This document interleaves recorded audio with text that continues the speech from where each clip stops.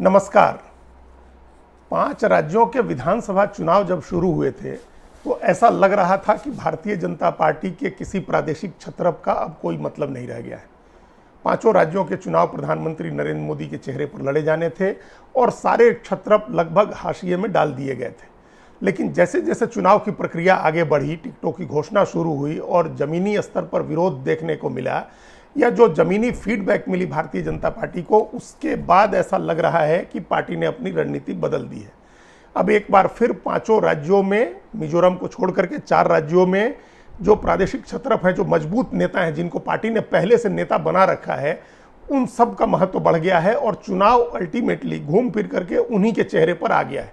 भले इस बात की घोषणा नहीं की गई है, भले उन चेहरों को मुख्यमंत्री का दावेदार नहीं बनाया गया है, लेकिन ये लगभग तय हो गया है कि वो मुख्य रूप से धुरी हैं और उनके इर्द गिर्द चुनाव हो रहा है।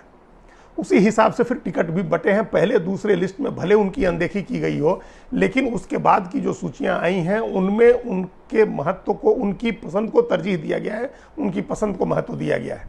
और ये 4 राज्यों में है। तेलंगाना में भी यही स्थिति है। जब राजस्थान में पहली सूची आई थी और जिस तरह से पार्टी आला कमान ने 7 सांसदों को चुनाव में उतार दिया था और बड़े नेताओं की टिकट कट गई थी, उनकी सीटों पर दूसरे लोग उतार दिए गए थे, तो इस बात को लेकर के बड़ी आलोचना हुई थी, बड़ा जमीनी स्तर पर इसका विरोध हुआ था। नरपत सिंह राजवी की टिकट कट गई थी, जो विद्याधर नगर से एमएलए थे, और उनकी जगह राज्यवर्धन सिंह राठौर को टिकट मिल गई थी। इसी तरह से राजपाल सिंह शेखावत की टिकट कट गई थी, दिया कुमारी को चुनाव में टिकट दी गई थी, अनीता सिंह की टिकट कट गई थी। ये तमाम लोग पूर्व मुख्यमंत्री वसुंधरा राजे के करीबी लोग थे। इनकी टिकटें कट गई थी, इनकी सीट पर दूसरे लोगों को उम्मीदवार बना दिया गया था। पहली सूची में वसुंधरा राजे का भी नाम नहीं था, उनके कई करीबी लोगों का नाम नहीं था। तो ऐसा लगा कि अब वसुंधरा राजे अब हाशिए पर चली गई हैं। ये भी लगा कि अब समय बचा नहीं, चुनाव की घोषणा होने वाली है, चुनाव की घोषणा हो गई है और अब वो क्या कर सकती हैं। अगर उनको पहले ये अंदाजा होता कि उनको इस तरह से हाशिए में डाला जाएगा तो वो कुछ प्रयास कर सकती थी, लेकिन अब वो समय भी निकल गया है। लेकिन जैसे जैसे चुनाव आगे बढ़ा वैसे स्थितियां बदल गईं। जो दूसरी सूची आई, उस सूची में सिर्फ वसुंधरा राजे का नाम नहीं था, बल्कि उनके कई समर्थकों के नाम थे। नरपत सिंह राजवी की टिकट पहले कट गई थी, जो भैरव सिंह शेखावत के दामाद हैं, लेकिन उनको अब दूसरी सीट से टिकट दी गई है। उनको विद्याधर नगर के बजाय चित्तौड़गढ़ से लड़ाया गया है। हालांकि चित्तौड़गढ़ के जो चंद्रभान सिंह आखिया जो सिटिंग एमएलए थे, उनके समर्थक काफ़ी विरोध कर रहे हैं और वहाँ उस बात को लेकर के बड़ी राजनीति हो रही है।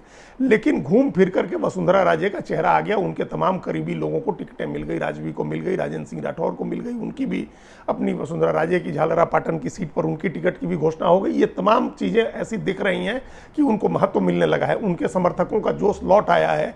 और सोशल मीडिया में अब जो लोग आलोचना कर रहे थे या ये मान रहे थे कि अब उनका टाइम खत्म हो गया, वो सब अपने नए उत्साह में है, नए जोश में है। उनको लग रहा है कि अगर रिजल्ट इस तरह से आते हैं, अच्छे आते हैं रिजल्ट और वसुंधरा राजे के समर्थक जीतते हैं, तो वो एक बार फिर से मुख्यमंत्री बन सकती हैं। हालांकि इस बात की कोई गारंटी नहीं है, पार्टी ने कोई अनाउंसमेंट नहीं की है और दूसरे लोग ज़्यादा बड़े दावेदार बताए जा रहे हैं वहाँ मुख्यमंत्री पद के। लेकिन अभी चुनाव में पार्टी आला कमान को ये महसूस हो गया है कि पिछले 20 साल की राजनीति चूंकि पार्टी ने उन्हीं के चेहरे पर की है, उन्हीं के इर्द गिर्द की है, उन्हीं के लोगों के हाथों में राजनीति की कमान रही है, तो अचानक उनको हाशिए में डालना नुकसानदेह हो सकता है। बिल्कुल यही रणनीति मध्य प्रदेश में दिखती है, जहां शिवराज सिंह चौहान को अपने नाम की घोषणा के लिए चौथी सूची तक इंतजार करना पड़ा था। हालांकि उसका एक टेक्निकल रीजन ये था कि पार्टी शुरू के 3 सूचियों में जो हारी हुई सीटें थी उन पर अपना कैंडिडेट अनाउंस कर रही थी। लेकिन वहां प्रधानमंत्री नरेंद्र मोदी ने अपने भाषणों में शिवराज सिंह चौहान का नाम लेना बंद कर दिया था। किसी कार्यक्रम में वो उनका नाम नहीं लेते थे, उनकी उपलब्धियां नहीं बताई जाती थी। भारत सरकार की उपलब्धियों के नाम पर प्रचार किया जा रहा था और वहां भी यही मैसेज था कि प्रधानमंत्री मोदी चुनाव लड़ रहे हैं, यहाँ कोई चेहरा नहीं होगा। और वहां भी भारतीय जनता पार्टी ने 7 सांसदों को टिकट दी थी, जिसमें 3 केंद्रीय मंत्री थे। नरेंद्र सिंह तोमर, फग्गन सिंह कुलस्ते और प्रहलाद पटेल को पार्टी ने टिकट दिया। इसमें प्रहलाद पटेल और नरेंद्र सिंह तोमर तो बाजाबता मुख्यमंत्री पद के दावेदार माने जाते थे। पार्टी के एक राष्ट्रीय महासचिव कैलाश विजयवर्गीय को भी टिकट दी और वो भी मुख्यमंत्री पद के दावेदार माने जाते थे, अब भी सबसे प्रबल दावेदार है। तो एक तरह का मैसेज हुआ कि पार्टी सामूहिक नेतृत्व में चुनाव लड़ रही है, मुख्यमंत्री चेहरा नहीं है, शिवराज सिंह चौहान चेहरा नहीं है। बाद में हालांकि शिवराज सिंह चौहान ने अपना नाम खुद ही लेना शुरू कर दिया और वो लोगों से पूछने लगे कि क्या उनको सीएम होना चाहिए या नहीं होना चाहिए है। और उसके बाद जो फीडबैक मिली प्रधानमंत्री को और भारतीय जनता पार्टी को, उसके आधार पर पार्टी ने अपनी रणनीति बदल दी। उसके बाद एक प्रधानमंत्री ने एक खुली ओपन चिट्ठी लिखी मध्य प्रदेश के लोगों के नाम, जिसमें उन्होंने शिवराज सिंह सरकार के कामकाज की तारीफ की थी। तो एक तरह से उनकी तारीफ हो गई है और अब वो प्रचार की कमान संभाले हुए हैं। टिकट के बंटवारे में भी एक रिपोर्ट के मुताबिक 228 टिकटें जब घोषित हुई, उसमें 92 टिकटें ऐसी थी, 92 उम्मीदवार ऐसे थे जिनको शिवराज सिंह चौहान का करीबी बताया जा रहा है या उनकी पसंद से उन लोगों को टिकट दी गई है। बाकी जो आधा दर्जन दावेदार हैं उसमें किसी के कहने से 8 टिकट है, किसी की 10 है, किसी की 12 है, इस तरह की टिकटें हैं। तो एक तरह से मध्य प्रदेश में भी चुनाव घूम फिर करके शिवराज सिंह चौहान के आसपास पहुंच गया है। छत्तीसगढ़ में स्थिति इन दोनों राज्यों से अलग थी, क्योंकि छत्तीसगढ़ में रमन सिंह जो नेता थे जिनके नाम पर भारतीय जनता पार्टी ने 20 साल राजनीति की थी, वो शिवराज सिंह चौहान या वसुंधरा राजे की तरह मजबूत आधार वाले नहीं थे। वहाँ एक तो जो वो जिस सवर्ण जाति से आते हैं उसका वोट आधार कम है और वहाँ ओबीसी, दलित और आदिवासी राजनीति हावी है पहले से। लेकिन वो चूंकि बीजेपी के हिंदुत्व की राजनीति के नाम पर वहाँ बनते रहे, 15 साल मुख्यमंत्री रहे, इसके बावजूद उनका कोई मजबूत आधार नहीं बन सका था। तो वो कन्फ्रंट करने की स्थिति में नहीं थे पार्टी आला कमान के साथ। उनको हाशिए में किया गया तो वो हाशिए में चले गए थे।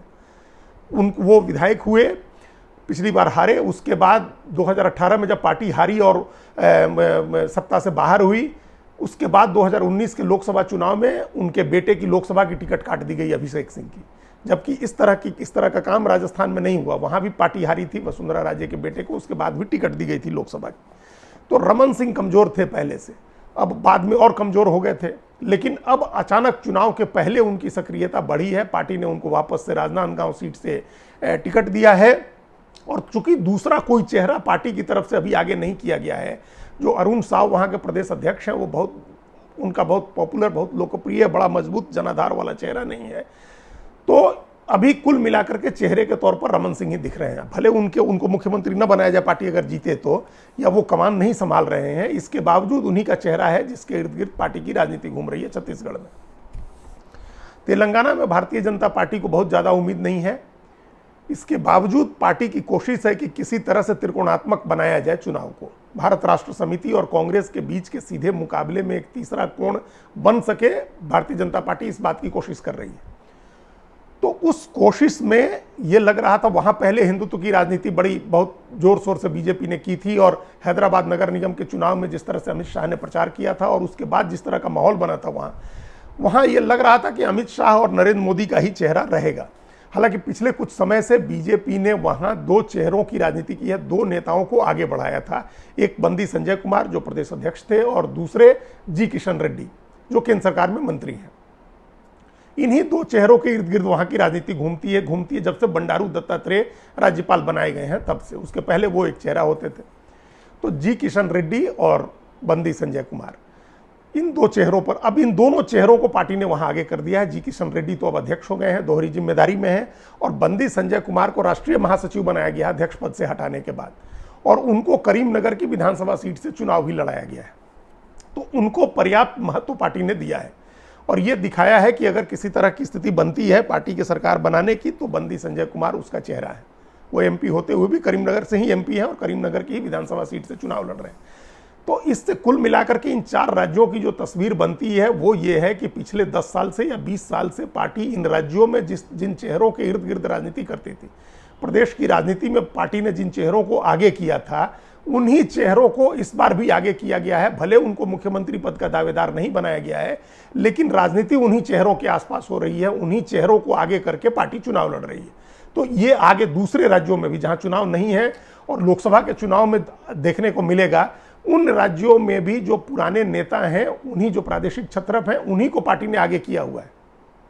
जैसे झारखंड में बाबूलाल मरांडी का चेहरा वापस स्टैब्लिश हो गया। वो नया राज्य बनने के बाद वो पहले मुख्यमंत्री बने थे।